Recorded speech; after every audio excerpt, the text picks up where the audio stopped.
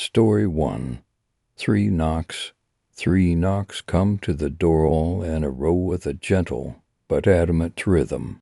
Open your eyes, I think to myself, and ink they open. I am stumbling from my bedroom down the stairs, not even noticing that my husband isn't by my side. What time is it? I can't have slept that much. Last night was long, yesterday was longer. I had willed myself to bed by 10 p.m. with the images of rejection letters dancing in my head. How am I so exhausted? The stairs elongate in front of me, and I finally put it together. Looking for my own front door. I am in a dream. 3 more knocks shift to slapping the door. The panic is setting in. It's Candace. She's already here to pick me up for the gym. I teased her early.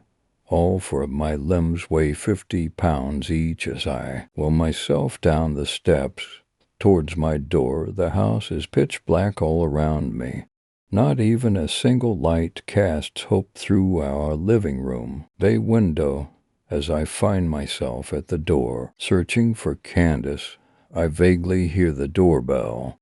It plays a soft song, unknown to my own memory.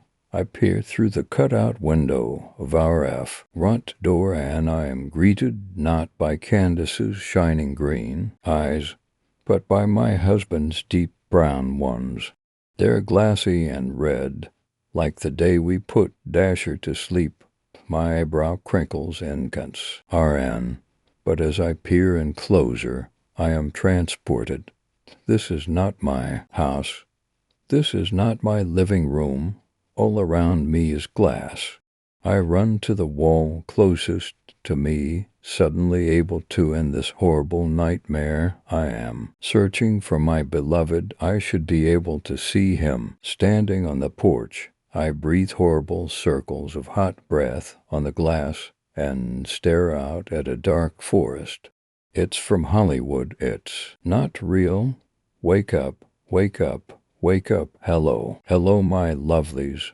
Greets Sally Sampson. There's no way that's her real name, just a gimmick made up for her viewers. But my publisher told me to tune into it, so I do. The camera pans over to Sally on her couch, clutching a cup of coffee. Beside her is a poster board blow-up of my very first book cover. It's nearly all deep pitch black except for the sliver of the house in the background and the shadows of the looming forest in the foreground. It's breathtaking. I insisted that we choose that cover when Allie pitched the ideas on the art department. And there's my name, how thrilling in deep red text. D.D. Foster. Allie had insisted we go with D.D. rather than Darlene de Campos, and we tossed my maiden name in just our giggles, so that the stereotype of women being unable to write horror could be tossed to the side. I remember thinking I didn't even know that was a stereotype. The camera zooms in on Sally's luscious, glossy red lips as she proclaims she is obsessed with my book. Beside me, Alex scoffs. He runs a hand through his hair before using it to grab mine beneath the blankets. Sally gives a generalized summary of my blood, sweat, and tears, a new thriller with a nightmarish twist. Can you imagine realizing that the love of your life is trapped outside as a demonic forest looms toward you and your home? God sends shivers down your spine, don't it? She does a dramatic shiver and a fake southern accent. I had told Allie I had no business setting it in the South, since I myself had never set foot below the Mississippi before, but she said that Colorado forests just weren't that scary.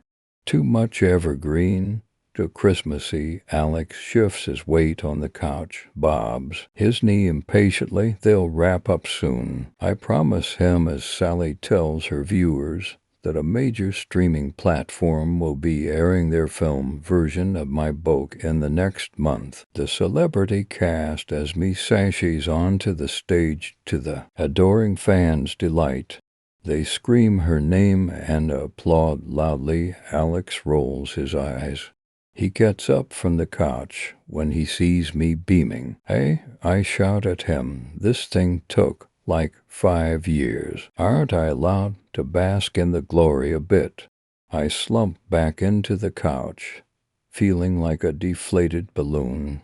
Sally yammers on about the premiere and asks the actress if there were any real sparks between her and her co-star. I remain annoyed that they played up the romance scenes I had crafted into something that could never be categorized as inappropriate. I had worked so hard to be tasteful. I don't even look up when Alex sits. His glass of water forms a ring on my coffee table. He turns to face me. Yo, you can be excited. You deserve it. I just don't want you losing yourself. I turn up the volume on the TV and reply. You weren't writing until 2 a.m. to finish crafting the perfect scene. You didn't print out all of the publisher's rejection letters so you could tape them on the walls of your office to convince yourself to edit just one more time. Can you believe they aren't real letter anymore, Alex? What had the world come to? The nightmare that is now a daydream doesn't belong to you. A real shiver darts down my spine and I settle into his chest as he turns the channel to a football game. The beach is so warm, I sigh into my towel, listening to the sound of waves as they crash. Open your eyes, I think to myself, and then stare up at the sun. It's less bright than it used to be. I am dreaming, but this one is sweet, pleasant. I long to hold on to it. There are no gulls calling, no children running and screaming, no problems. Beside me is my husband, who deserves this vacation as much as I do. He didn't want to go on the book tour, but the way Alex's character blew up in the film, he found himself urged by my editor, publisher, publicist, me, when I turn to look for Alex. I find myself alone on the beach. I will myself to sit up, cup a sunshade over my eyes, using my hand before me, the deep blue sea. I open my nostrils, longing to breathe in the scent of salt water, but find myself unable to. Probably because I have never been to the sea. It's just a concept to me. I lean back on my palms, pull my legs to my chest, and find myself with no voice. Like that one mermaid, as I call out Alex's name, my mouth opens, my tongue drops to the bottom of my throat as I scream. Not a sound can be heard over the gentle waves. I feel hot tears run down my cheeks, and I decide to stand. My legs won't push up, won't move. Get up, I need Alex. Out of guttural instinct, I find his name running to the front of my mouth to no avail. I am wailing, Gina, wailing silently on the beach without my love. I push my weight into my hands, hoping and praying that I can stand. And I can. Suddenly, I am standing. I am relieved. My eyes take in beach, finding it completely clear. No Alex. I start to scream for him, make a megaphone out of my hands so he can hear me. Defeated, they flop to my sides when he doesn't appear. I need to move. Alex has to be here. He used to be. Didn't he? My toes scrunch on my bright blue towel with red crabs on the border. That's when it starts. As I unscrunch my toes, they fall off. I scream. When I try to bend to pick up my precious tiggies, I find that my body is frozen like a statue again. Out of panic, I stare out at the ocean and scream my husband's name. I tell myself it's time to walk away. A person can survive without toes. Why aren't I bleeding? Isn't it human to bleed? Shouldn't this hurt? As my feet begin to move, I begin to fall. I lose my calves.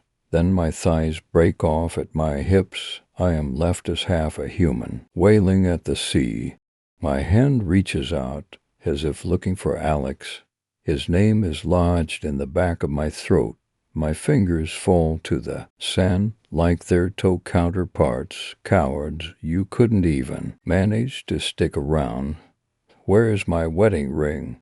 Oh, Alex will be so mad if I lost my wedding ring on vacation. Thoughts scatter in the sand as my hands break off at the wrist. I lose my forearm. Moments later, followed by my shoulder. When I turn my gaze to my right side and find my other arm is victim to the sand only seconds later. Oh, Alex, my midsection folds in half and I am left face down. The memory of the grit of sand manages to weave into my mind. I am spitting and spitting and spitting and gagging and gagging. The waves creep up. I can feel their spray on the back of my warm neck, on my scalp. The first one creeps up and crash. Then the next and I can't breathe until I am left in my sepulcher by the sea. It's my fault. The realization is another wave crashing into me. But this one hurts more somehow. This isn't the ocean.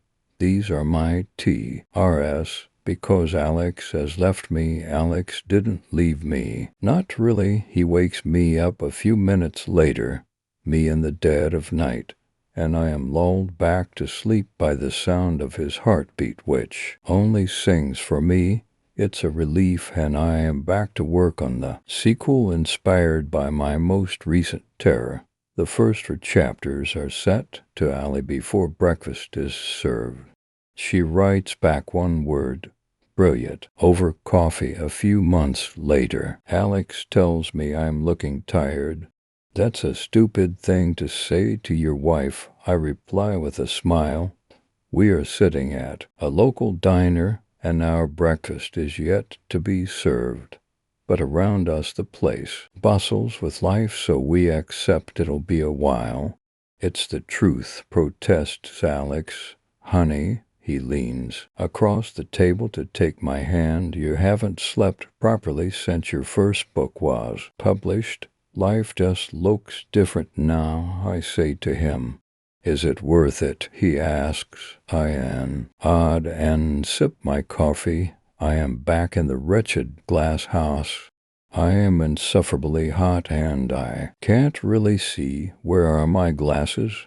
I am searching the headboard because it has those little shelves that Alex loves to put stuff on. I find empty water bottles, endless empty water bottles, and a couple old mugs, but no glasses. I need to go downstairs. I am downstairs. This is the only cool thing about a dream. You can just teleport. The thought makes me smile, and I press my body to the cool glass of this random living room that doesn't belong to me. Hot breath billows before me like a dragon. I smell the scent of smoke first. I whip around and find myself in some kind of horrible maze. Walls of terrible white surround me. My walls have never been this white. There's a moment of pride in my dream self when I hear a soft crackling behind me. The fire is chasing me. I dart in, abandoning my glass window with the ominous forest. The first dead end forces a left-hand turn as I feel the heat grow closer and closer. Don't look back. Whatever you do, don't look back. A right-hand turn is my only option. At the next dead end, But I can pick left or right at the third. I pick left since I am left-handed. My second smile of the dream creeps its way in. This corridor is long. I run now. Don't find myself out of breath.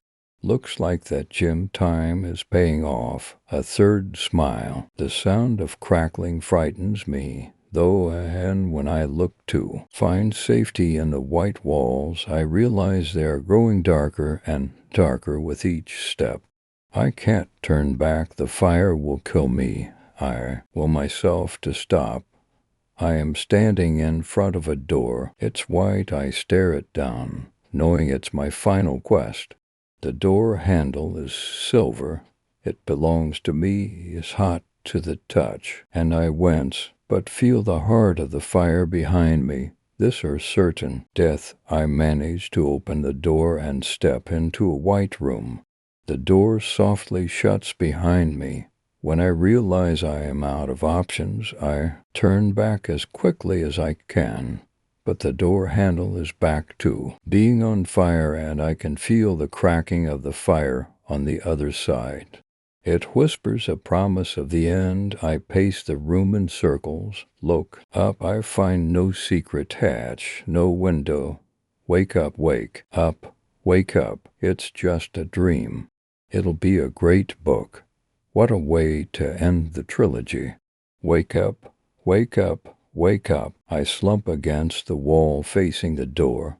Feel the way the heat seems to suck the air out of my lungs, and resign myself to my fate. Alex's question ringing in my ears.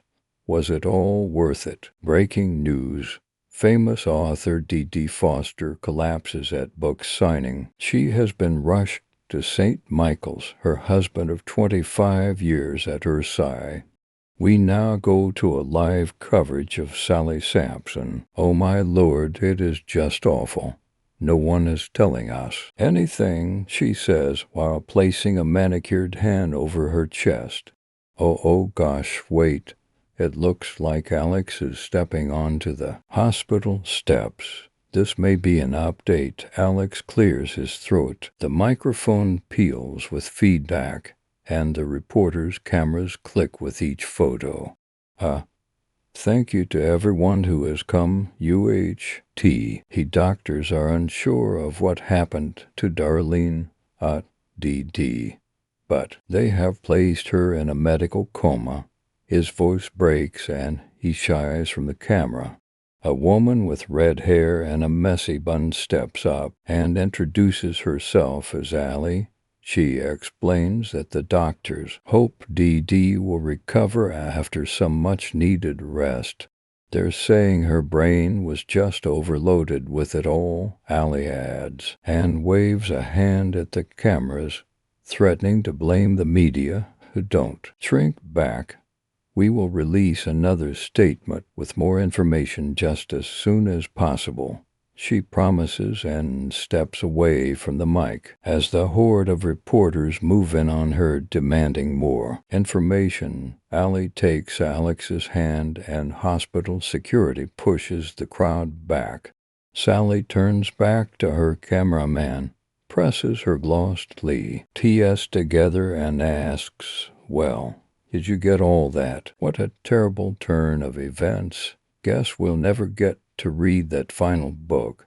She bursts out laughing and signs off saying, Back to you in the studio, Eric. Story 2. Am I living in a haunted house? I lay in bed reading a horror book when I see movement from the corner of my eye coming from the other side of the closed curtain. I slowly lower my book, my mind screaming at me not to. There is a shadow floating on the right side of my window. At first I thought it was the shadow of the flag flapping in the wind, but quickly realized this is no flag. I stare at the shadow as it moves up, then to the left, then down, then to the right before repeating the cycle again. What the heck is it? I mutter. The shadow changes shape repeatedly until it stops, and now resembles the head of a dragon. At first, my curiosity peaks. But then an unexplainable fear overtakes my senses, and I am on the verge of leaping out of bed. Whatever is distracting me does not bring peace my way, but a terror that will affect my lifetime. I thank God the curtain remains closed, for I do not care to see what is producing that shadow, for I had a feeling it will cause my sanity to leave me. Yet there seems to be an unknown force pulling me to the curtains. The shadow floats by my window for eternity, haunting me. I cannot pull my eyes from this shadow. Thankfully, it eventually dissipates and I can relax. A weight lifts from my body and the fear dissipates. I get up from the bed wondering if I should go over to the window and throw open the curtains or exit the restroom break. I say to myself as I open the door and walk down the hallway to the bathroom. This is the first eerie episode I had encountered in this house I recently occupy. A one-story home with a garage, living room, dining room, kitchen, laundry room, 3 bedrooms, and 1.5 bathrooms, no LK of evil spirits by the past owners. But would they honestly say such to me? For they did not look like such fools. They were the first occupants when the house came into existence, and all went well for them. That is what they say to the ignorant future owner. For the next week, I did my best to explain the bizarre episode. At first, a floating balloon entangled by the P-hole of the flag, but I never saw a balloon changing shapes by itself. My imagination tends to run wild, especially when I am reading a book. Could this be my imagination at work? I purchased a couple of small dogs to keep me company not long after, not intimidating to the human world, but hopefully toward the ones from the beyond. It made me feel much better to have another living being in my house. A month went by when the next episode took place in my house. Get out of there. I call out to Bingo, the mischievous one, who is trying to get the fireplace, for I have thrown the covering to the bacon into the place. As I went back to the recliner, I thought I heard a nose come from the back door. I stop in my tracks and listen for a time, but only hear Bingo moving about. I look around, not seeing Ringo, so possibly him. The dog's food and water dish are in the laundry room, close to the back door, so very well possible. So thought nothing of the matter as I go over to sit and back to the book on the Crusades. Not long after I started reading, I heard the noise again. It sounded like something tapping on the door, then tapping the floor, then back to tapping the door. I sat there for about a minute, listening to the episode. Ringo, I called out. The tapping stopped. Ed, what is that dog doing? I get ready to walk around the corner and into the kitchen to the laundry room, when I hear a distinct sound that stops me in my tracks, the sounds of a heavy boot walking from the laundry room toward where I am. I look around, trying to find something to use as a weapon. I see the small baseball bat lying next to the chair. I quickly grab the bat as the steps came closer. I raise it up, ready for the intruder to come around the corner. If the intruder has a gun, my life will end, but I will get in a good swing or two, I hope.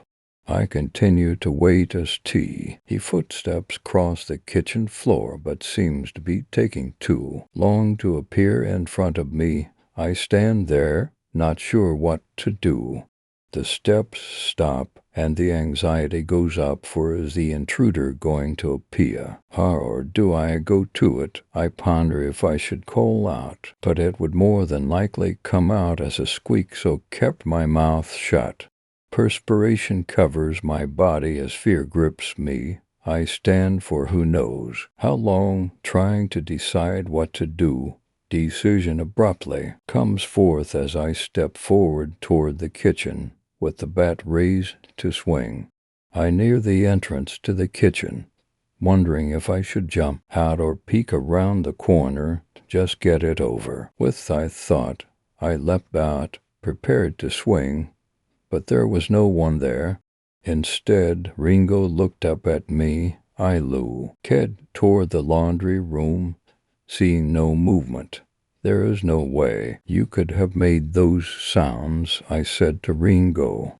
Ringo walked past me into the living room, leaving me to confront He intruder. I meandered through the kitchen toward the laundry room, preparing for the intruder to leap out.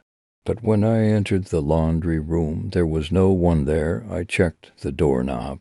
Locked. What could have created those noises? I muttered. There was only one other place I had not checked out, and that was past the laundry room and into the bathroom. The room only had a sink and a toilet, so there was no space for the perpetrator to hide. I walked to the bathroom, seeing no one in the room. I went over to the window and saw it latched shut. Nothing, I said. I turned around and was about to leave the bathroom when I heard the footsteps again. They started on the other side of the kitchen, coming toward me, but my eyesight saw not. I grabbed the doorknob and slammed the door shut. As the steps entered the laundry room, I quickly locked the door as the steps came up to the door and stopped. I had the bat raised, ready for whatever tried to break in. If I still had my sanity, I would realize the bat would do nothing to my invisible terror. What am I experiencing? I thought. Too much horror I'm taking in that is bringing madness upon me. I am not a believer in ghosts. But is this what I am encountering? Am I living in a haunted house? I mutter. As I mutter the words, I hear the tapping on the floor, then on the back door, then back to the floor. This went on for a time before it stopped. Then the footsteps started up again, heading to the other end of the kitchen. Ending, I slowly opened the door, seeing there was no one around. I need to get out of this area. I rushed toward the living room, at one moment feeling quite cold, but soon I was in the living room by the fireplace. Both dogs lay on the couch, looking at me. What is your problem? I can imagine them saying. I went over to the coffee table and grabbed the remote control, put on some sound, and hopefully that will calm me down. I turned on the television and turned up the volume. I did not want to hear the footsteps and the tapping. Part of me wanted to leave the house, to never return. The other half thinking whatever was creating the noise was not causing me any harm, just freaking me out, I muttered, but not freaking my dogs out. I sat down in my chair with the bat nearby, knowing the bat was useless against a ghost.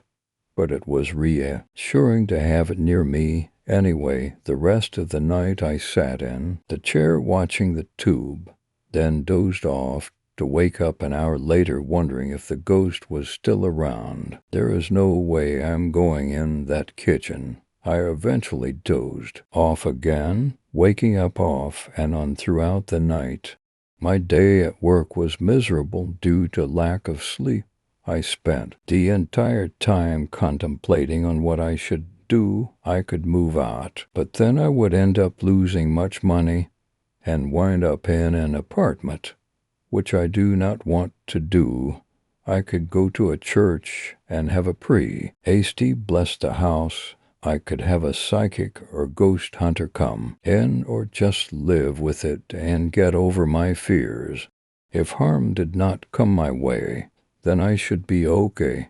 But what about my sanity? It could make it an interesting home life, I muttered. My life was dull overall. so the reason I read so much of the fantastical. Living this kind of life in my house might be interesting, of course. Part of me screaming I was insane to have such thoughts. It came to me living at the house, encountering footsteps once a month, and little odd things happening at first, scared.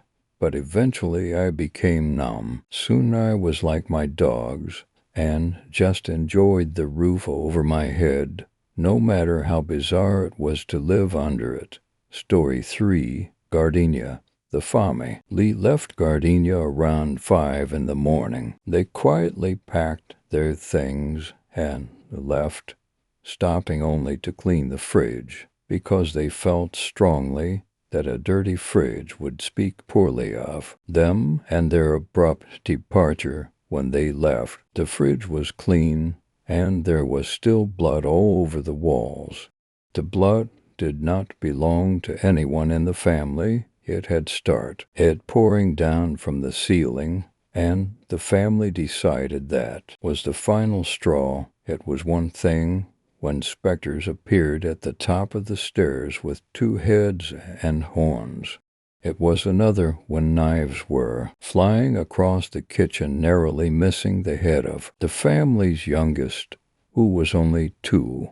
It was startling when the family dog suddenly grew to 5 times its size and ate the family's sedan.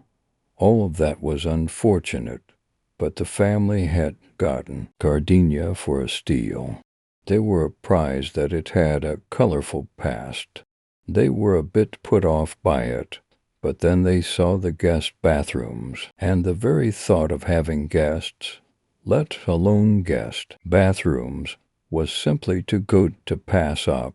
It took blood coming down the walls 3 weeks later for them to vacate. Once they were gone, the bloody devil manifested out of the television and made itself a sandwich. It was proud of the family. When they had first moved in, it hadn't expected them to last more than a few days. It figured the first time the lights flickered and the cicadas swarmed the toilet, they'd be out the door.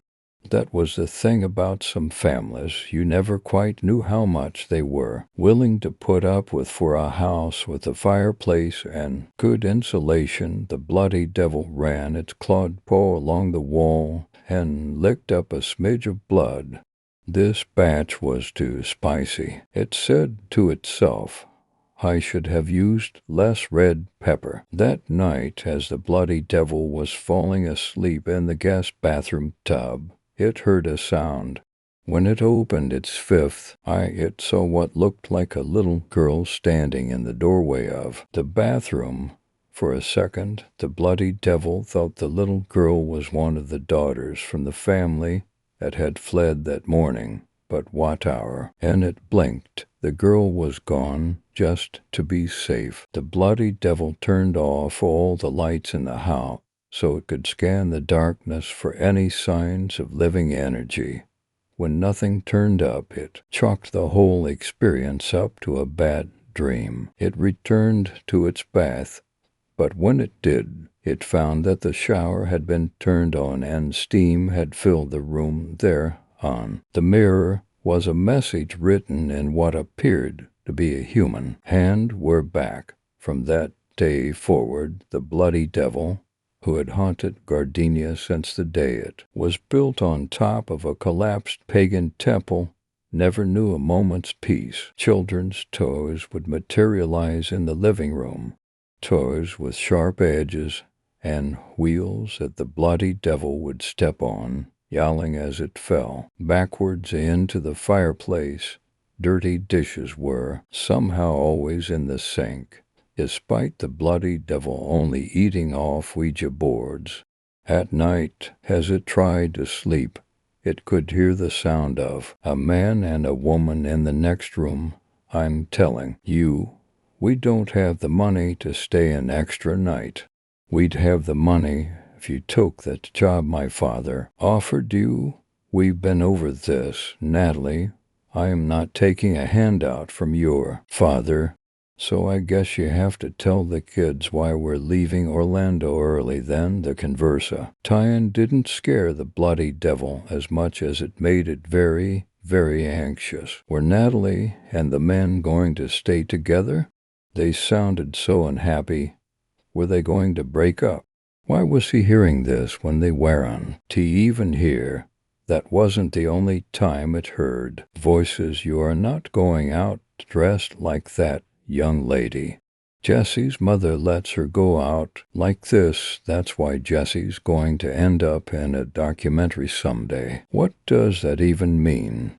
The bloody devil would hide behind the couch whenever these arguments were going on. It couldn't locate the source of the voices no matter how hard it tried. But it also couldn't bear to just sit on his throne made of bull skulls and pretend it didn't hear the conflicts. They were always so domestic. It preferred higher stakes, life and death, passion and terror.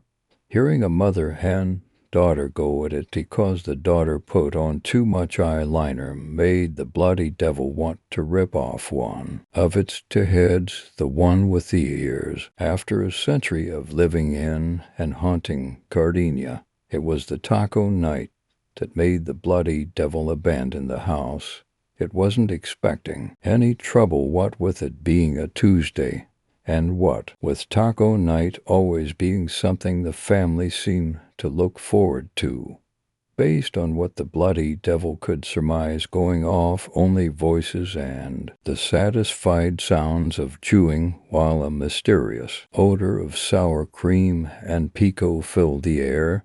It made the bloody devil hungry, but it couldn't eat anything because there didn't appear to be any food there. It was torturous being exposed to such lovely aromas without being able to feast. It tried to placate itself by gnawing on the leg bone of a unicorn, but it just wasn't the same. The taco night started out fine. As best the bloody devil could tell, plates were laid out, soft shells were placed next to hard shells, and the dad made a corny joke about tortillas as he always did. Groans followed, then some clanking of silverware, and the sound of mastication. The bloody devil bit down on what little bit of meat was left on its unicorn leg, but it fantasized about what the ground beef must taste like when covered with shredded cheese and lettuce. That was when one of the daughters announced that she wouldn't be attending her own high school graduation. The bloody devil had no idea why the teenager chose this instance to make such an announcement, when everybody seemed to be having such a nice time. But as far as the bloody devil could tell, this Washington's just something teenagers did. They found themselves in a pleasant moment and felt a compelling urge to ruin it. Right away, there was a fracas. The mother informed her daughter that she absolutely would be going to graduation because she and her husband did not work and save to send their daughter to a fancy private school only so that she could skip the grand finale. The daughter then pointed out that the mother doesn't work, so really it's just the father who should decide if the daughter has to go to graduation.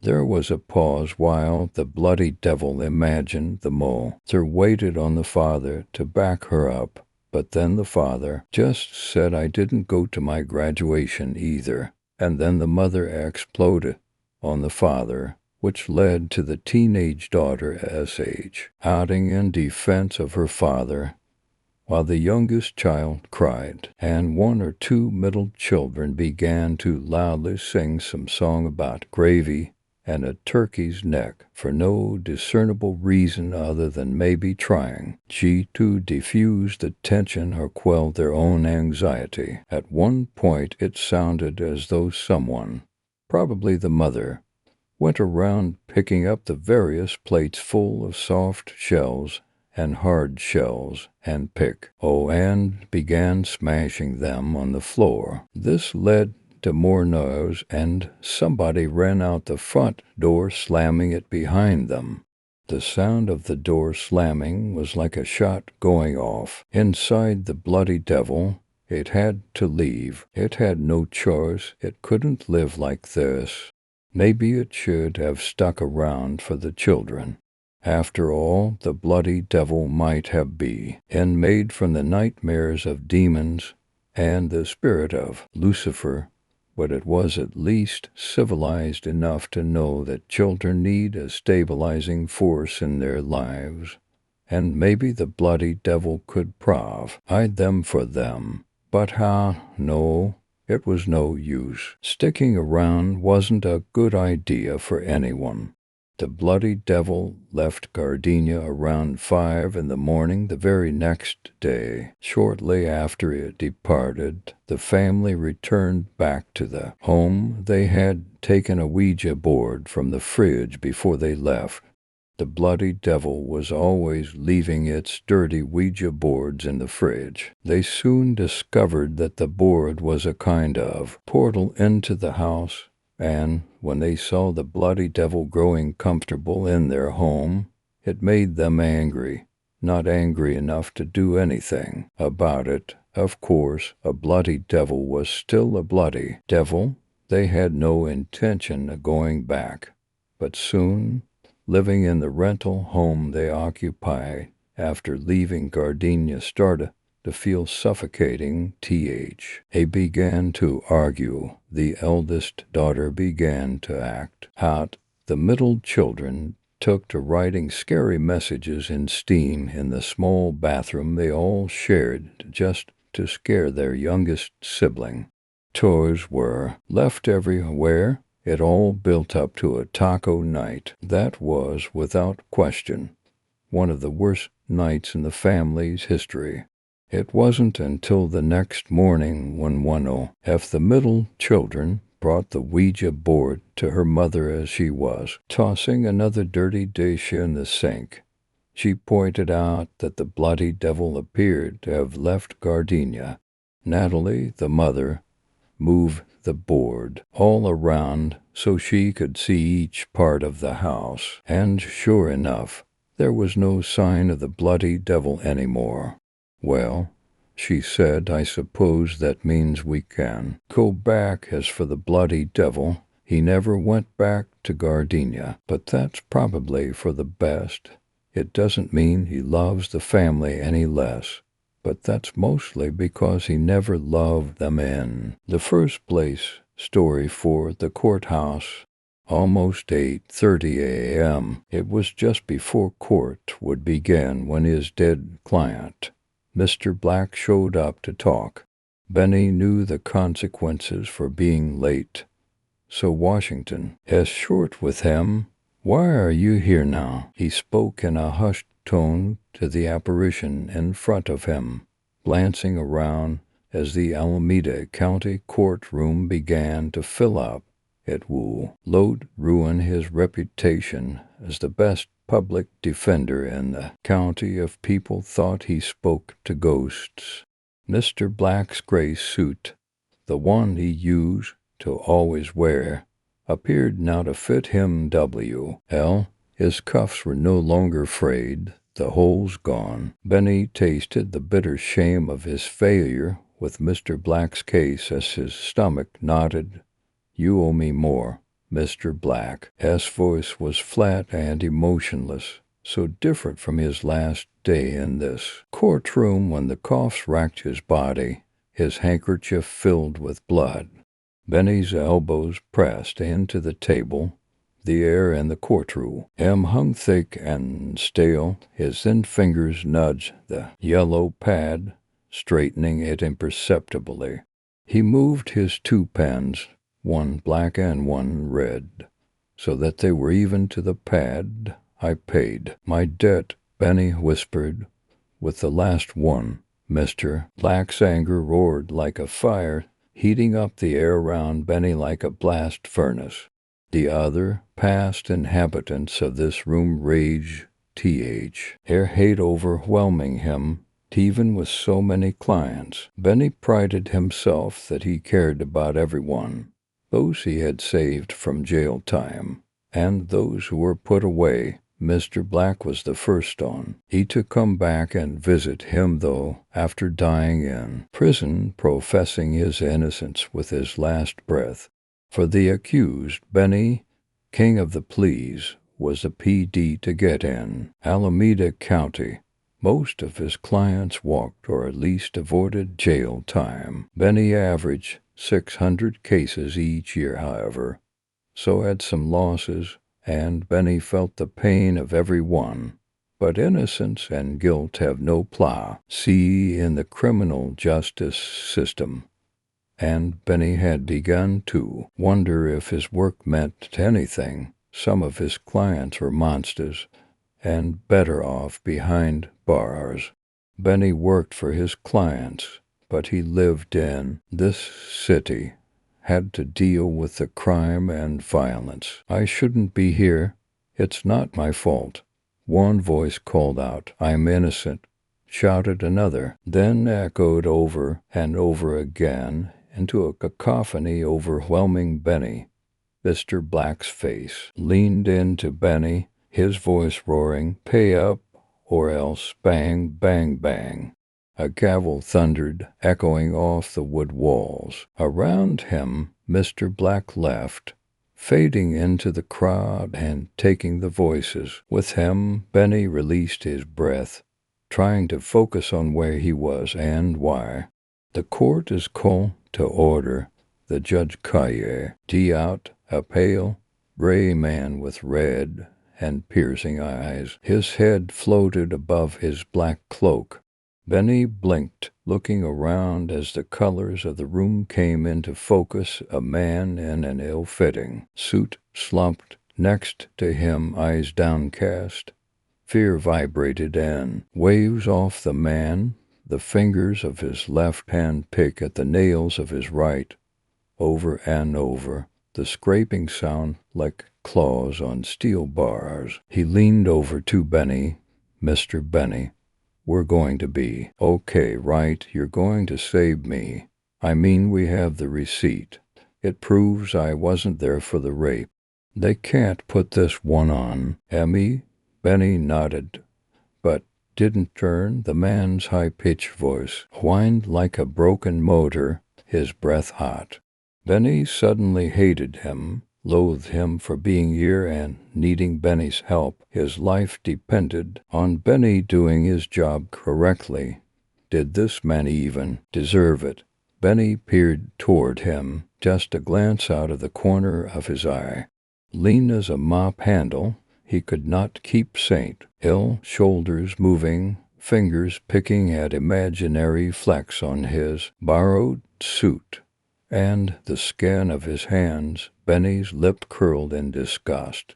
He opened the file, the case notes in perfect order, the receipt TT on top, stamped with proof of this man's location across town at the time of the sexual assault. The man's arm crossed in front of Benny, his skin red and mottled with sores. He pushed the receipt with a scarred finger. "My Monopoly card. Get out of jail free." He laughed. "I need to keep that. There are a few other girls they don't know all about yet." And winked. Benny brushed his fingers on the receipt, manicured fingernails, pale over his dark skin, smoothing the wrinkled paper. A loud rushing sound filled Benny's head. They called to him his clients who had been in the wrong place at the wrong time, whose lives he could not save due to a lack of this kind of solid alibi. He heard them screaming, shouting at the unfairness, the inhumanity. At the district attorney's table across from him, a tall, thin woman stared with shrewd, cold eyes. She turned away to put her head down into a stack of files. Voices cried out from her table. He, too. People wronged and insulted in the worst way, losing property, their self-respect, or their family, and then forced to sit in this horrible room and go home with nothing but tears and anger. Their voices were loud, punish, vengeance. An eye for an eye. The screams racked Benny's brain, and he shut his eyes. His hands flew to his temple, singing to quiet their cries. Bang, bang, bang, the gavel thundered again. Benny stood, motioning to his client to stand as well. Benny clenched his jaw and knew the answer to his dilemma. Forget what was best, or the client or society. Benny needed to look out for himself. This man will be sacrificed to Mr. Black to appease him and the demons chasing Benny. This man was guilty, of course. Maybe not for his crime, but for another Benny was certain. Benny will change places, go from the defender to the accuser, from the protector to the judge. His fingers moved, just a brief sweep, and the paper receipt floated unseen down out of the file into the trash can. Gone. The trial moved fast. A police officer, serious and trustworthy in his press blue uniform, pointed at T. He man next to Benny. That's the guy. Whispers erupted from the courtroom. Bodies shifted on the wooded seats, squeaking with their movements. That man is Jay. Used evil, I could tell right off. Someone said the monster should hang for what he did to that girl. Another voice added. Bang, bang, bang, justice thundered down from on high. The verdict is guilty. The judge shouted, a sneer on his face. Next, Benny squeezed his eyes shut as the voices in his head roared out, echoing, guilty, guilty. The bailiff pulled head on the man next to him. No, I'm innocent, he screamed. Mr. Benny. What happened? Mr. Black appeared in front of Benny, nodding before he left with the man to his future hell. Then his voices were gone, the sudden silence deafening. Benny picked up his red pen to carefully put a small X to the end of the line of thousands of black and red marks, then lifted the next fill. He off the foot-high stack next to him. Justice will be done. Story 5, Haunted. It was easy to disconnect from life up here, which was the reason Janice had loved this place. So far away, she'd said, like you were a bird hovering above everyone else. Janice was like that, looking for a silver lining. Me, I just saw the stairs that you'd need to take if the elevator broke down. I stood by the window and stared down at the traffic that ebbed and flowed on the street below. The apartment felt empty. It wasn't. It was stuffed full of bits and pieces that Janice had collected, a random assortment of eclectic objects that cluttered together with no rhyme or reason. Janice would pick up a knick-knack here and a bit or bob there, stuffing these collectibles into her overcrowded living space. Now, it was just junk, and I had to decide what was to be done with it. I'd start with the bedroom. On her bedside table was a frame, a tacky plastic frame with sunflowers printed around the edge. I remembered when she bought that frame. It was during one of our last visits home.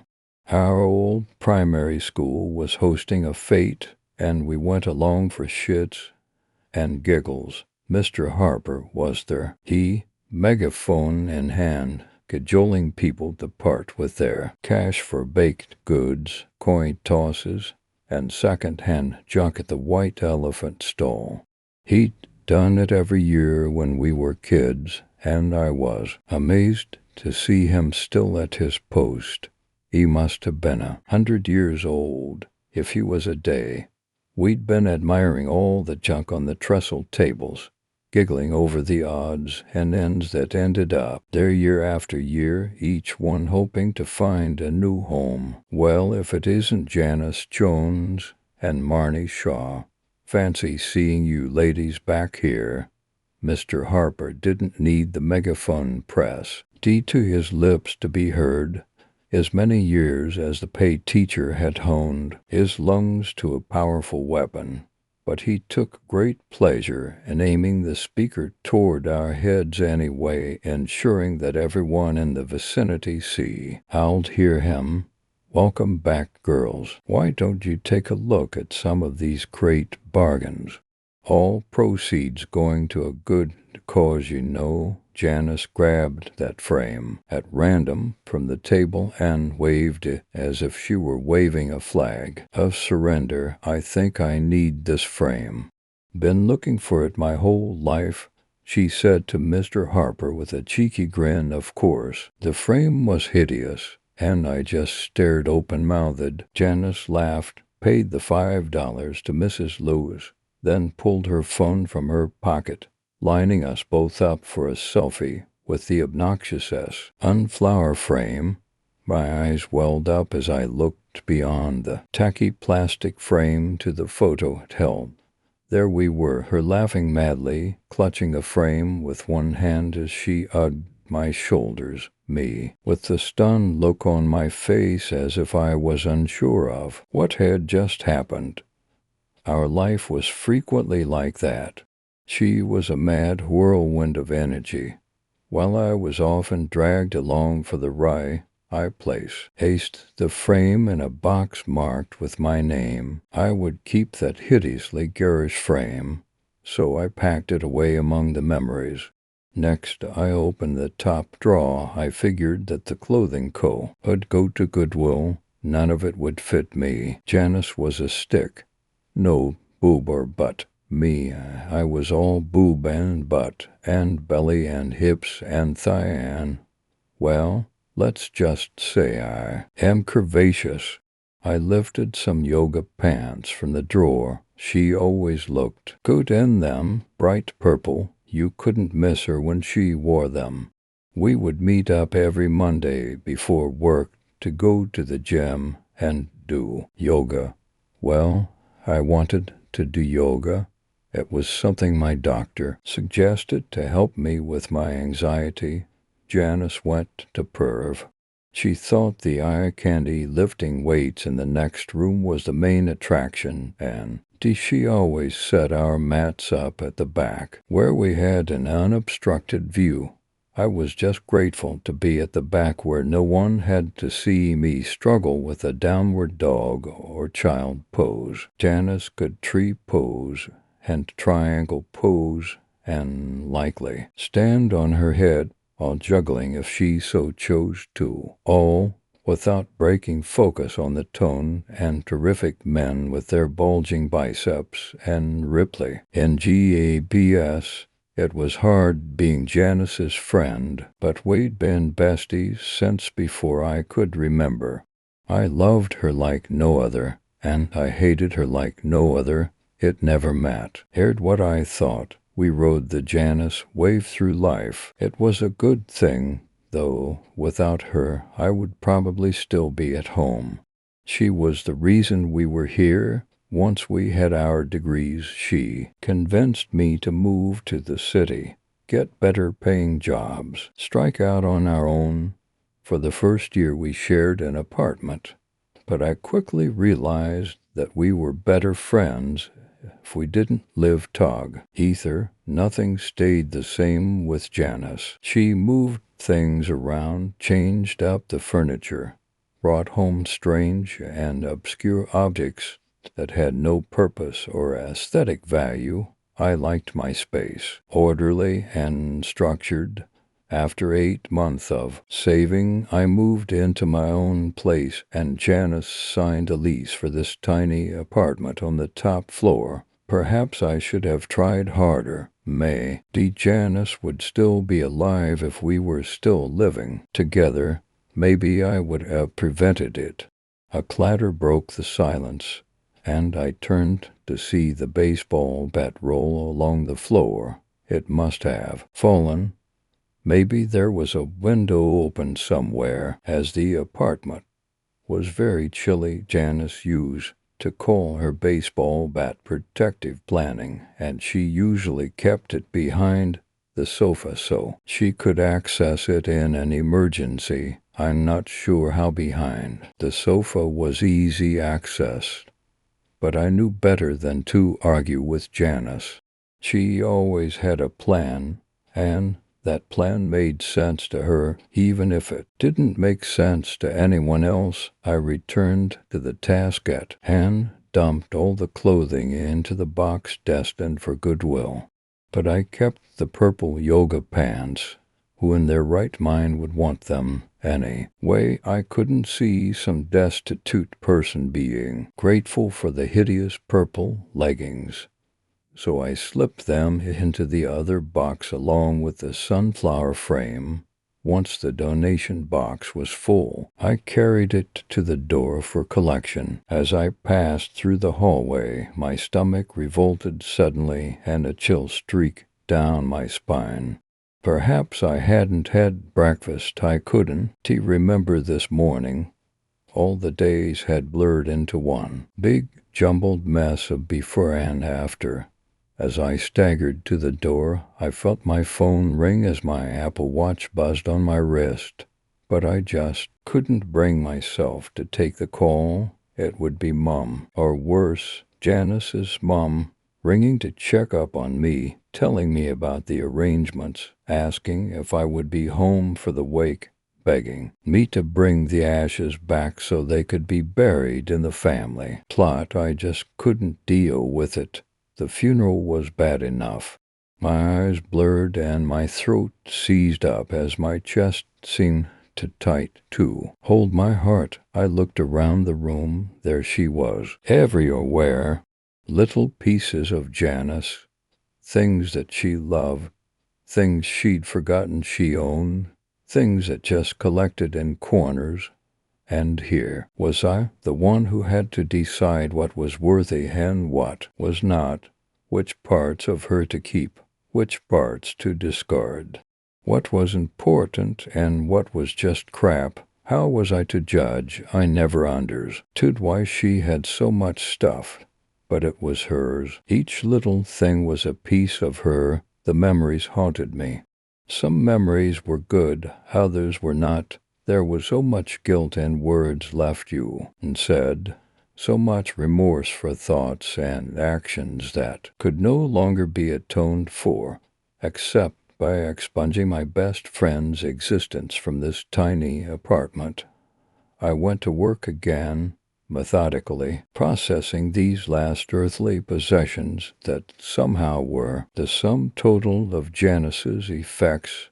Sad to think that 28 years of life were crammed into these four walls, and all of it meant nothing to anyone else. I looked around. It would still be here tomorrow, and I decided that it was enough for now.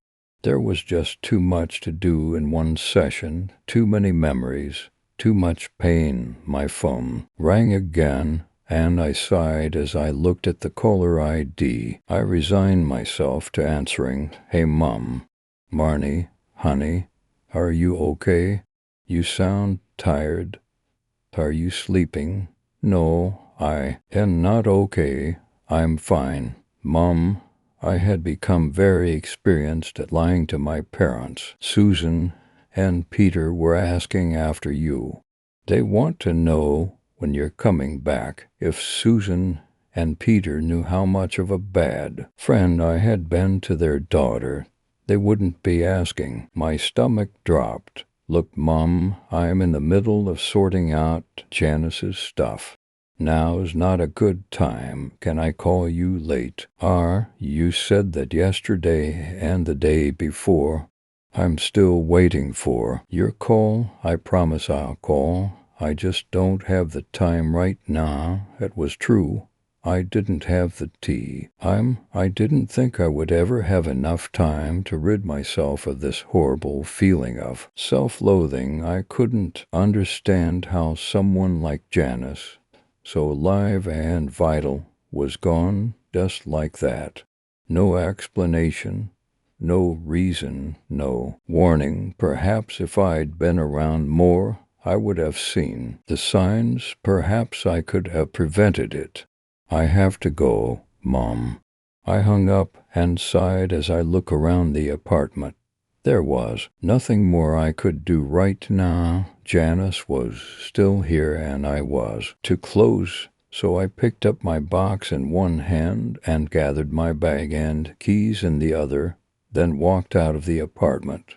Once more, I left the ghost of Janice behind. I would try to make peace again tomorrow.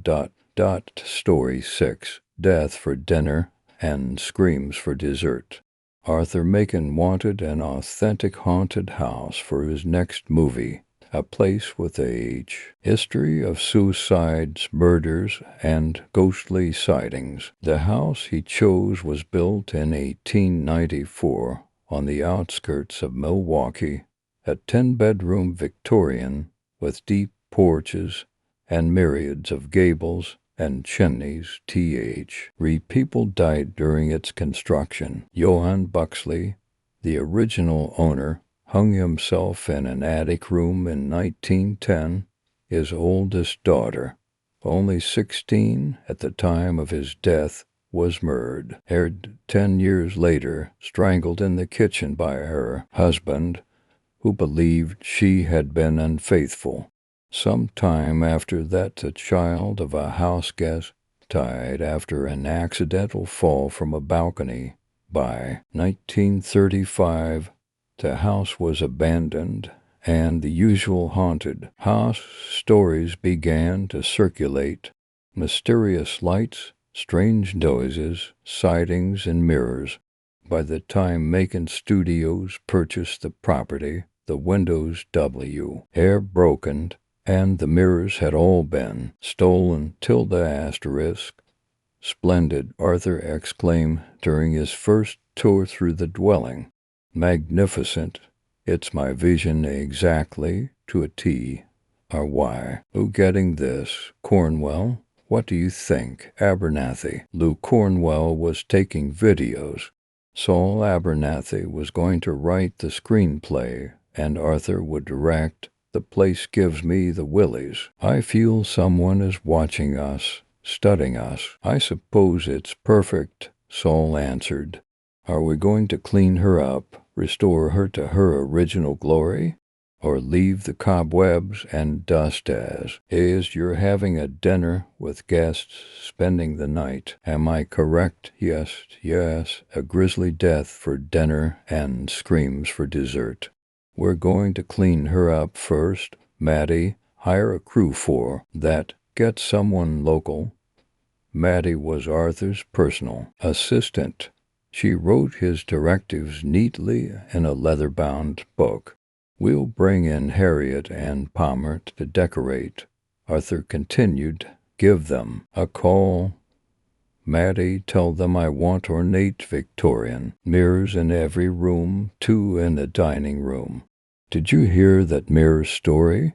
I want that written in. Saul, true or not, you know how everyone, he was afraid to go into the water after Jaws. I want everyone to be afraid to look in the mirror. This, Arthur paused to throw his hands wide and do a slow turn. This will be my signature film, approximately asterisk. It took a year to begin shooting. The first cleaning crew quit after only a week because one of their workers died of a heart attack on the 5th day. The house was hot and stuff. Why? And the man expired while cleaning the attic. The second company lasted only 3 days because someone heard a scream. They left most of their equipment behind. The third cleaning service charged doubled the money, but sent teams of different people each day. Someone may have disappeared, but no one knew for sure. Jose was there, and then he wasn't. He probably ran away. Harriet and Palmer had similar problems with the restoration. They went through a series of painters and wallpaper installers, and every room needed new flooring as well. A roofer fell to his death when the furniture arrived. Harriet called the local college. A line of students who wanted to earn $100 for a day's work had everything in place by nightfall, including 27 bevel glass mirrors in ornate frames. The glass of the mirrors was covered with protective paper, which Harriet left in place. She texted Arthur to let him know the house was ready, then flew back to Ollie. Food with Palmer, Harriet drank to martinis on the plane, thankful to be away from the movie set. The place held a dangerous vibe, tilde*. What great movie doesn't begin over budget? Arthur exclaimed to his producers. The screenplay is finished. The cast and crew are lodged in luxury trailers we've set up on the grounds, and filming begins tomorrow. It's going to be great. Isabella Garnier, Arthur's much younger wife, was cast in the leading role of Kate, a woman terrified of her husband and desperate for affection. Isabella had thick blonde hair, azure eyes, a lustful figure, and wore a diamond as big as a marble. Arthur and Isabella had been married for 3 years. In the storyline, Kate finds comfort in the arms of a kind minister, to be played by Cameron Kennedy, a handsome, blonde-haired heartthrob with rare gray eyes. The role of Kate's volatile husband, Torrey, was to be filled by Montgomery Bronte. Montgomery was tall and dark, in stark contrast to Cameron. Arthur gave her the part. When she asked, "You're a natural," he'd said as he kissed her. What did he mean by that? Did he know she'd had a few flings? He couldn't. She'd been too careful, though she'd asked for the part, because she'd felt an attraction to both actors. There were intimate love scenes in the script. The public expected love affairs between leading role, as it was part of Hollywood's glamour, and she liked keeping her name in the spotlight. Arthur was her third husband. Her first marriage lasted a year. Her second lasted 3 months. Lucy, a tryst of desire happened along the way, and in between, it was all a game she loved. Without the game, she'd be nothing. She might as well be dead as the makeup girl. Elle placed the cucumbers over her eyes. Isabella daydreamed about Montgomery and Cameron and the scenes that would bring them close. She couldn't wait to lay eyes on all those mirrors. Action, shout, head Arthur. Kate wore a tight Victorian dress. Her hair was pinned up and intricately braided as she reasoned to no avail with Torrey. "Where have you been? Were you with Gab, of course not," Kate answered. "I've been on a walk, is all. Then I stopped at the grocer's." "I have proof." Torrey slapped her face. "I don't believe you." He ripped the front of her dress. "Cut," shouted Arthur, before the front of the dress was reattached, and they replayed the scene. Isabella gave Montgomery such a look of desire that he couldn't mistake the meaning. His returning look told her he understood. Earlier, Arthur had given her a tour of the house. She'd already read the screenplay and heard about the mirrors. Saul had combined the house's true history with the haunted house stories to create an amazing script. Isabella had embarrassed him with her kiss of praise. Saul turned as red as a tomato. She didn't care for blushing men during the tour. You pointed out the rooms where the past events took place and where each movie scene would transpire. "This is where the mirror stories will take place," he said of the dining room. It held a table that would seat 14. The mirrors were placed on opposite walls. "This bedroom is where Kate will fight for her life, but the kitchen is where he strangles her. She nearly won that battle." Why sustained serious injuries, according to the accounts of the household staff. There were 3 servants sent away on different errands during the killing. She had no one to protect her. Torrey had plotted his wife's murder with care. Isabella tried to imagine the real Kate living in these rooms. She toured them with Arthur. She imagined Kate's fight with her violent husband, a life of fear. Poor Kate, as they went from room to room, Isabella looked into all the mirrors, and suddenly it seemed the mirrors were looking back. She smiled at the feeling. The house loved her. This is the room where Johann hung himself. The rafter still survives. While Arthur stared at the rafter, Isabella recalled the intense look Cameron had given her as they were introduced that morning. Something magical was taking hold. Maybe it was the house. When Arthur wasn't looking, she blew a kiss into the attic mirror. A charged energy answered in return. Isabella smiled in triumph. She was going to win an award for her portrayal of Kate. This, she thought as she looked over the balcony where a nameless child had once fallen in real life, is going to be my signature role. Tilda. It took 21 days to finish filming Death 4. Dinner. The script began with a child falling over the balcony. The film portrays him as Johann's son, though truly Johann had never met the child. A sorrowful funeral follows. The next scene, too, unfolds as Johann Buxley hanging himself in the attic.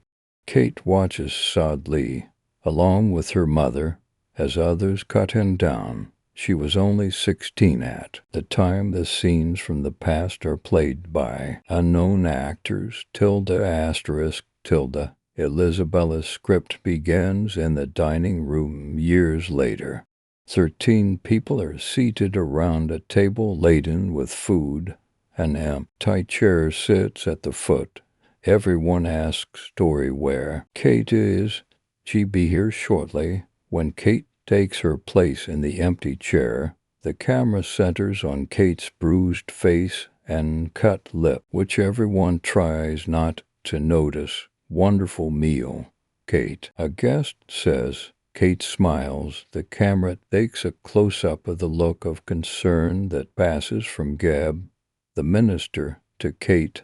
The script reads. The room fades to black, showcasing the 2 large mirrors on the wall, reflecting the guests as they continue their meal.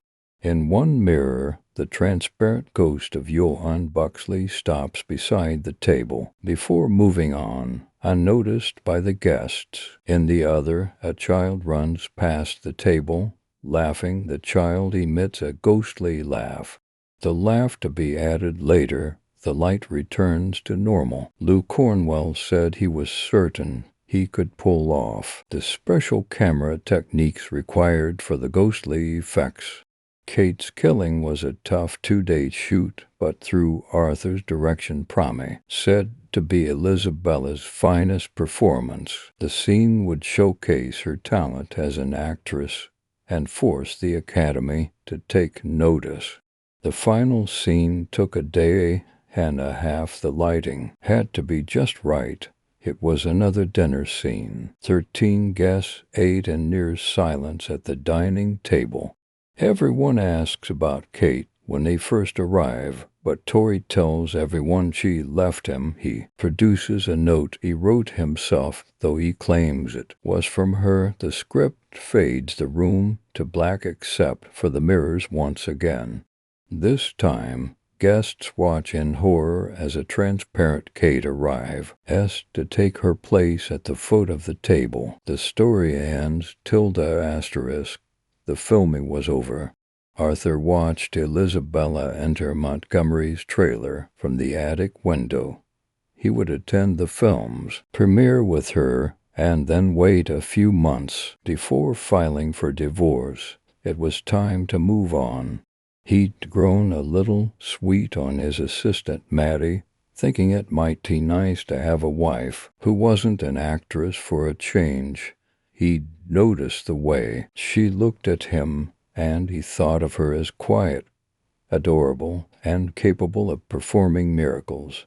There was a dinner planned for the cast and crew tonight at the local hotel before everyone broke up to go their own way. Isabella said she'd meet him there later. She wanted a nap and a massage and did not want to be disturbed while showing the film. They kept separate trailers. Arthur sighed. It was just as well. He caught his reflection in the mirror as he turned to go. His tie was crooked. He tried to adjust it to an avail. He ended up taking it off and putting it back on again. Then he couldn't get it tight enough. Tighter. There he stepped away. Isabella sneaked back into her own trailer after leaving Montgomery, where she changed and packed and drove herself to the hotel dinner. Arthur wasn't there. She couldn't find Maddie either, but questioned others until finally a group head out to check his trailer.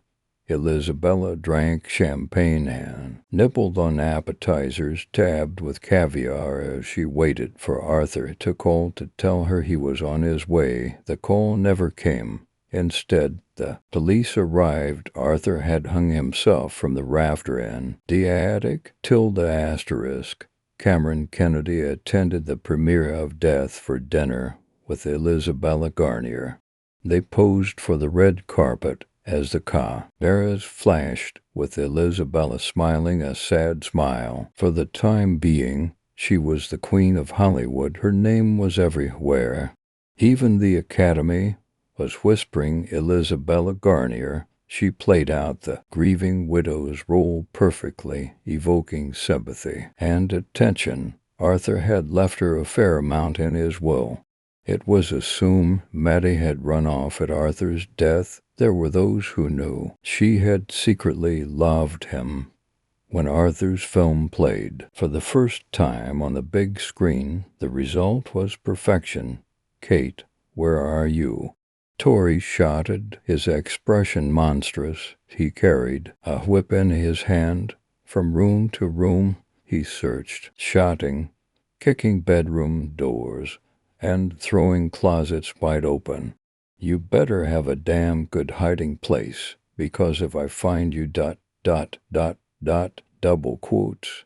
In the meantime, Kate and Geb were making love as they hid in a servant's closet. Isabella and Cameron held hands as they watched the scene play out on the screen. The audience gasped and screamed in just the right places. Arthur would have been so pleased. The next morning's reviews cited that the film was a tribute to the talent of Arthur Machen. Death for Dinner will prove to become his signature. One critic commented, Isabella had gone back to tour the house once more before leaving Wisconsin. She couldn't imagine why Arthur would do such a thing, except maybe the house had fallen in love with him. Looking back, she could see it. He'd understood her so well. It was Arthur who brought so much life to a dead place. Isabella herself had been a little dead when Arthur first found her. Perhaps it hadn't wanted him to leave. Isabella used a flashlight to peer into the mirrors. The mirror in the dining room found him. Arthur smiled when he saw her and raised his glass to a silent toast. 3 happy years in Hollywood. 3 years was a lifetime. She blew him a kiss goodbye, and another for Maddie waiting quietly for him in the background. Story 7. Haunted Bodies. Loneliness has a scent. That's what Richard Warren thought as he leaned against his black Cadillac in the ruins of the Salt Creek Elementary School parking lot. The smell has a stew of the uncut grass, dusty pebbles, and the recently departed rain clouds. Just how long would he have to wait, Detective Warren? called out a voice from within the shadows of the school entrance. The moon was full tonight, and so very bright, a hunter's moon. Tonight was the closest and reddest it will be. It bathed everything the light touched in a red hue. The deep shadows birthed the slender figure of a man. Instinctually, Richard began sizing this man up. He never took chances, and life taught him to look for danger. This man had a strange way about him. He was adorned in a white dress shirt, black vest and coat, and black trousers. At first glance, Richard thought he looked like some gothic figure from an Edgar Allan Poe story. Contrary to his conservative clothing style was his bright red hair. Even in this moonlight, the top of the man's head appeared as if it was on fire. The sides of his scalp were shaved, and Richard could see tattoos etched around his skull and rolling down his neck. He walked with a cane and wore silver-rimmed shades. With every step, the man stabbed the sidewalk leading into the school. Each footstep was punctuate with a tick from the metal spike that ended the stick's length. "Yeah, I'm Warren. You are?" "Richard Warren," said curtly. "The name's Phineas Thatch," the man said, grinning. He extended a gloved hand. Richard took it briefly, obviously in no mood for pleasantries. "Detective Warren, I was told by the local constables that you might have some insight into a series of murders that have been terrorizing this town." Phineas turned and headed back toward the school. The police were able to apprehend the man committing these acts, but he isn't talking. "Why call me? They got interrogators, right? He'll crack sooner or later," Richard said. He only wanted to go home and read while sipping some Jameson. Anything would be better than hanging this weirdo. They can't get him to talk because he's in a coma, Phineas replied with a shrug. "No amount of pressure can fix that. Evidence found on him suggests his last victim is still alive." "Got an ID on the Vic?" Richard asked as he lit a cigarette. He blew the blue-gray smoke out in a hateful stream. 6-year-old boy, Kevin Knowles, bright kid. Likes to swim, loves Paw Patrol. Phineas relayed. Taken from his bus stop after school. Just happened to be waiting alone for his mother to come pick him up. "So again, why me?" Richard said. "The feds seem to think you may have some experience with killers of this sort." Phineas replied, "Okay, why you?" Richard felt like this was some game of cat and mouse to this guy. "I've been hired on as a consultant. I've worked with law enforcement in the past." Phineas replied, not surprised by the question. "I see things others miss. Are you a fucking psychic?" Richard scoffed. "I suppose you could call me that. It's not something I go around advertising. It is a hard brand to sell," Phineas said, almost apologetically. "Anyway, I thought I would walk around the school where this sicko worked." "Lead on," Richard retorted. Phineas walked ahead, pushing through the double doors. The school had been closed for quite some time and lacked power. Phineas pulled a flashlight from his coat and handed it to Richard. "Our guy was the janitor and groundskeeper here," Phineas said as they walked down the empty halls. The smell of paper, crayon, and something tangy hung in the air. Richard remembered liking the scent of his school. He thought about those days as a boy and how school was the only place he could be a kid. Richard would go to school. No matter how tired or beat up he got at home, even if other kids thought he was weird, he enjoyed watching them be free.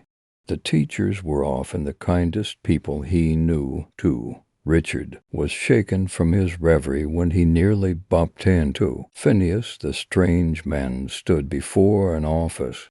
The entryway was crossed in yellow police tape. This deterrent did not prevent graffiti from being scrawled across the wood. Pervert, baby killer, fag, other curses were seared into the door with permanent black markers or primitive wood carvings.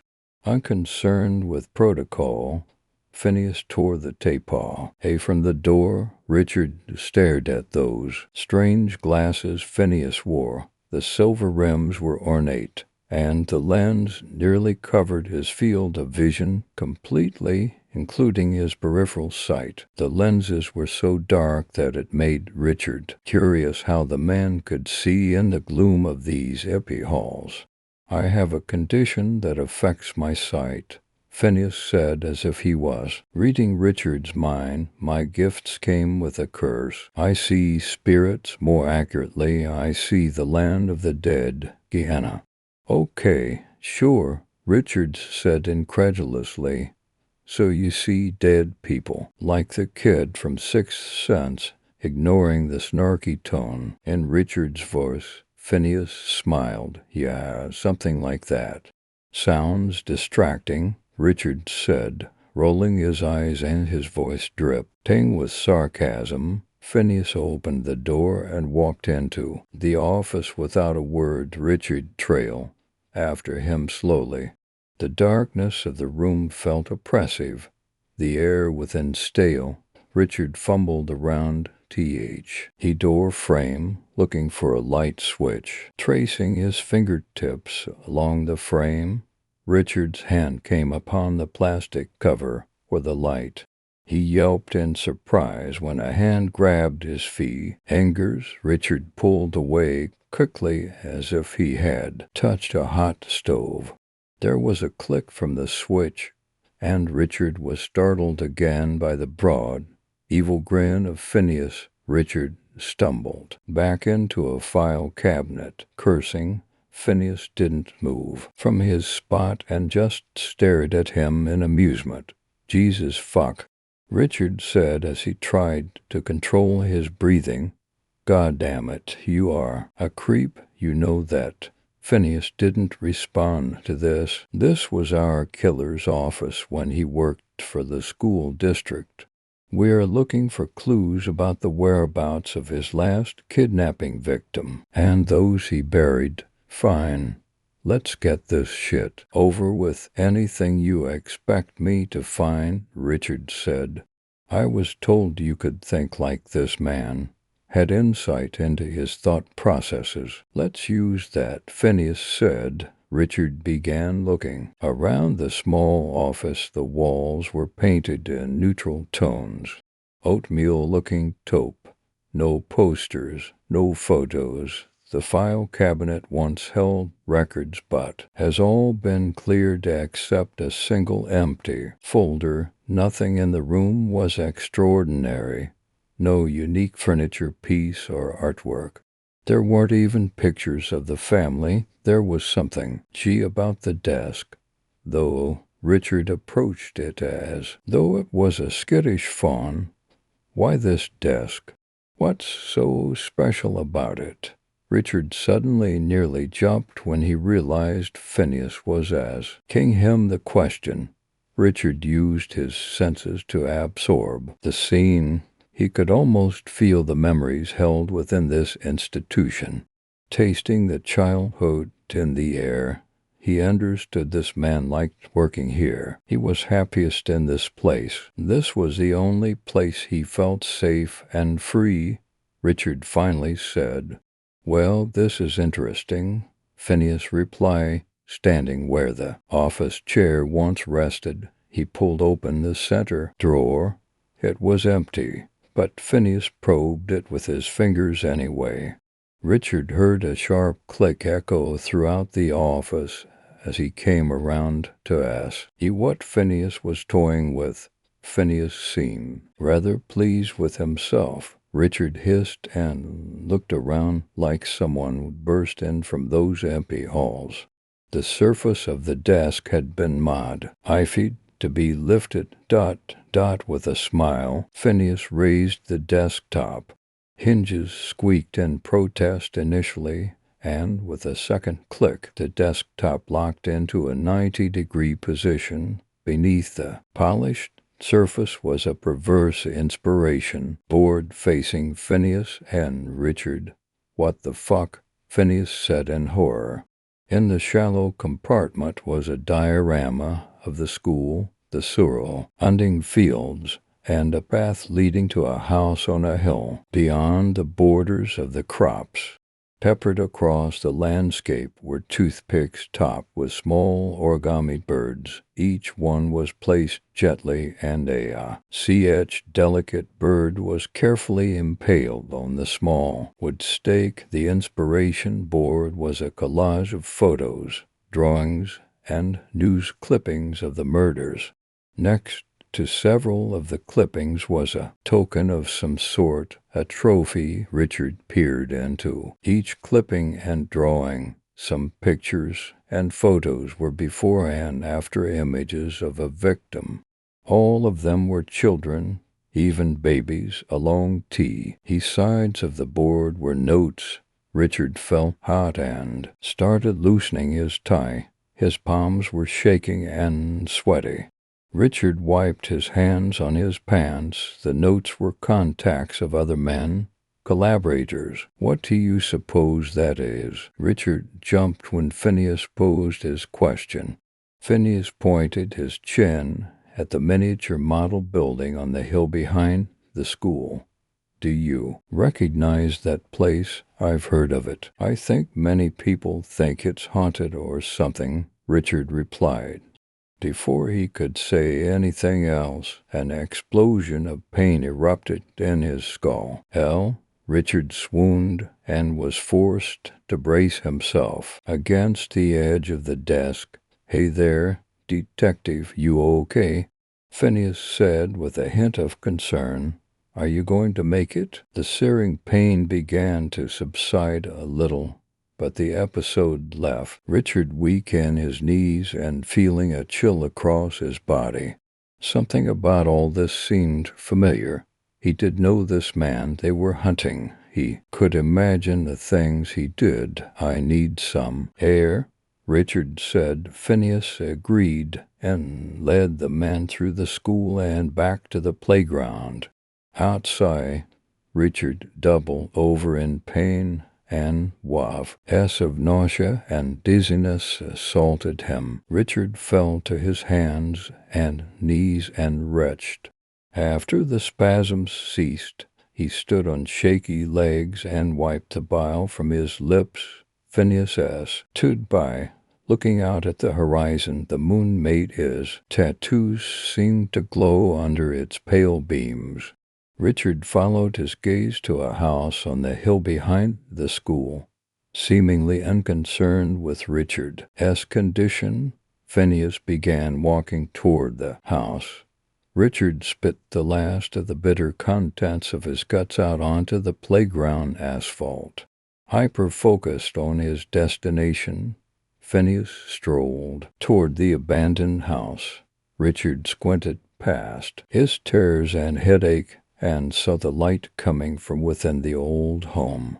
Phineas must have been moving quicker than Richard thought. The slender man had already crossed half of the distance to the house. "Didn't I tell you that this place was haunted?" Richard tried to slow Phineas with his words. Alarms started going off in his head. For some reason, why the fuck would we go near that place? Before Richard could protest any more, a wolfsbane split the night's quiet. Richard spun on his heels and nearly fell over from another wave of dizziness. In the distance, other howls replied to the call. "Wolves! This is fucking Kansas. How are there wolves here?" Richard exclaimed. From within the shadows of the rows of corn, Richard saw hungry yellow eyes staring into him. He felt their hunger, almost hearing them drooling with anticipation of the hunt. Richard turned to run into the school, but the doors hair locked. "Fuck," Thatch, Phineas, help. Richard squealed. Richard began running furiously toward him, seeing that the man was not slowing. He could hear movement in those rows of corn. Now, by the time he reached the front yard of the old home, his breath was ragged, and he felt a stabbing pain in his head and guts. He fell to his knees, breathless. Richard looked up and saw Phineas staring at the front door to the house. "So this is where the boy is, huh?" Phineas said in a relieved voice. "Detective Richard Warren," suddenly replied without thinking. "Please do. And go in there? Why, detective, do you know this place?" Phineas replied without turning. "What's so terrifying about this quaint farm home?" Richard was assaulted by memories of the abuse at his father's hands, the loneliness he felt, the shame when his parents found the pictures stuffed under his bed. He remembered how he screamed when they burned them and beat him. Richard's chest wanted to explode as he remembered the first kill, the little girl he found walking home after school. How her blood turned black on his naked body under that pale full moon. He had been so careful. How did they find him? Richard suddenly remembered the cop he bumped into at the convenience store. His photos spilled everywhere. The next thing Richard remembered was trying to run, and then a gunshot. "It seems to be coming back to you now," Phineas said with a smile. "Sorry for the theatrics. I needed you to remember the boy. I had to tamper with your memories to that end." "What the fuck? This isn't me," Richard said desperately. "I'm a cop, not some perverted janitor." "Look for yourself," Phineas said, pointing to his polished shades. "In those reflect." If pools, Richard saw himself, his true self. He wasn't wearing the coat and uniform of a cop.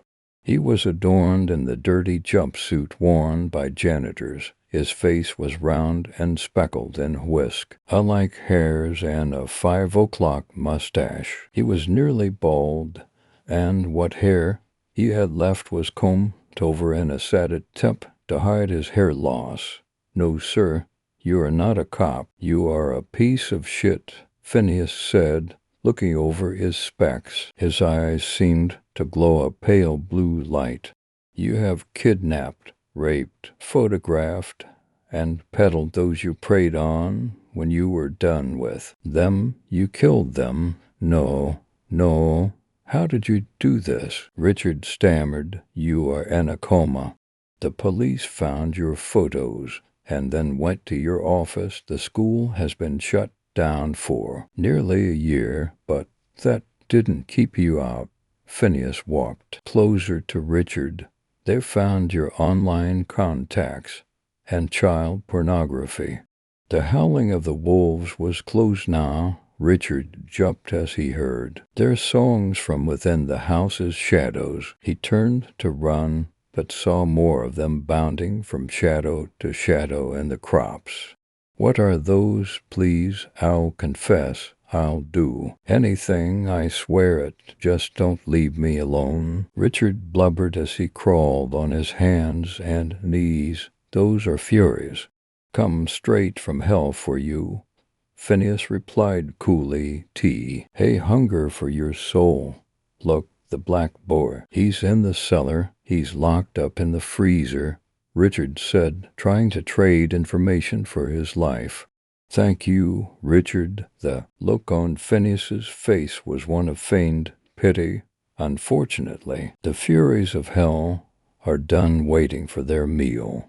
Another angry howl let loose from behind Richard, and he let loose his own howl, one of desperation and terror. Streams of tears and snot streaked his face as he charged past Phineas and to the house's front door. Richard's meaty hand flung open the flimsy screen door and grabbed the doorknob. Screaming, he turned the handle until he heard the familiar click of the tumblers and bolts. The door creaked open, and Phineas spoke. Just as he was about to enter his home, he turned to regard this strange man. "Richard," Phineas sighed, his eyes staring hungrily. "Welcome home." Richard screamed again and turned to run into his home to find his path was blocked. Washington. Lines of oily black fur rolled before him. Hungry yellow eyes flared within that mass, and sharp white fangs gleamed. Richard didn't have time to scream as the tidal wave of hate and hunger rolled over him. He tried to fight off the hellhounds. He cried and begged for mercy as Phineas watched. Then, as quickly as they had struck, the hounds dragged Richard Warren into his haunted home to feast on his soul for eternity. Phineas opened his eyes and found himself in the hospital room of the coma patient.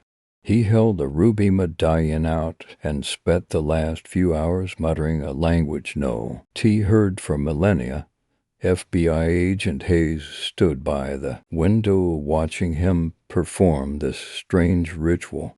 He was promised this was the best way to get information on the missing victims. He prayed this wasn't a wild goose chase. He held a pad and pen, eager to put them to use, and stared at Phineas, waiting for his revelations.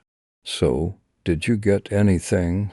Hayes asked impatiently. After taking a deep breath, Phineas gave Agent Hayes the school's name and the house's location. He also told him the whereabouts of the bodies they hadn't discovered, dead that the FBI hadn't even known. "When about Mr. Thatch, you came highly recommended, and I hope the rumors are true. I have to check out these leads," Agent Hayes said hurriedly. "Can we keep this between us?" "Of course, Agent. I am known for my discretion. After all," Phineas chuckled grimly, "I'll take it to my grave." With that, the agent ran out the door, leaving Phineas with the patient. This man was now trapped in his body, a haunted house for his soul, filled with hellhounds and horrors. Phineas sincerely hoped Richard Warren lived for a very, very long time. As he was about to leave the room, Phineas swore he heard a scream and the baying of wolves.